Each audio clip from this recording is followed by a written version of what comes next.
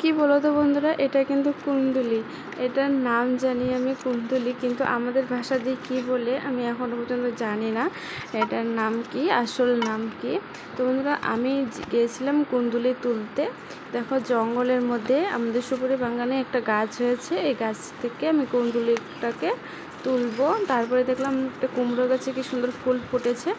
তো বন্ধুরা, আমি কুন্দুলি তুলি। ততক্ষণে তোমরা যদি এই ফলটার নাম জেনে থাকো তাহলে আমাকে জানিও কমেন্টে।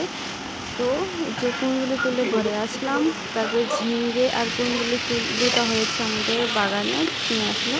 তারপরে দেখো, মা রান্না করবে ভেন্ডি আলু বেগুন তরকারি মাছ দিয়ে, তারপরে হবে বটবটি ভাজা, তারপরে হবে যে কুন্দুলি ভাজা। এই কুন্দুলি খাওয়া কিন্তু খুব উপকার। যাদের বাড়িতে সুগার পেশেন্ট আছে তাদের বাড়িতে বলবো এটা খাও, খুবই উপকার হয়।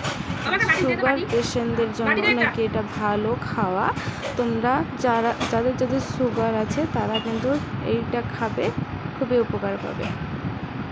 তো বন্ধুরা, দেখো আমি কিভাবে কেটে নিই এটা। আর এটা রান্না করতে খুবই সিম্পল, কোনো কিচ্ছু লাগে না। তোমরা যেভাবে ভাজা করো, যেমন আলু ভাজা বা বটবটি ভাজা, যেমন তোমরা ভাজি খাও সেভাবেই তোমরা এটাকে ভাজি করে খেতে পারো, সেভাবেই আমরা ভাজি করি। আর এটা খেতে কিন্তু একটু টক টক করে। তো বন্ধুরা, আমার রান্না হয়ে গেছে। আমার রান্না বলতে আমার মা রান্না করেছে, আমি রান্না করিনি। আমাদের রান্না হয়েছে যে বললামই তো তখন, যে মাছ ভাজা। আমি ঝোলের মাছ খাই না, জন্য আমার মাছ ভাজা, বেগুন আলুর তরকারি, ভাত, তারপরে স্যালাড, তারপরে বেগুন আলুর তরকারি তো বললামই, এই যে কুন্দুলি ভাজা, বটবটি ভাজা, ভেন্ডির চচ্চড়ি।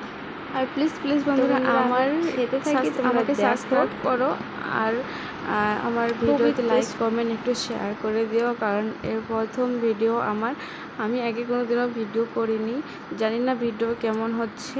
একটু শেয়ার করে দিও, আর সাবস্ক্রাইবটা করতে কিন্তু ভুলবে না বন্ধুরা। তো দেখতে থাকো, আমি খেতে থাকি। টাটা।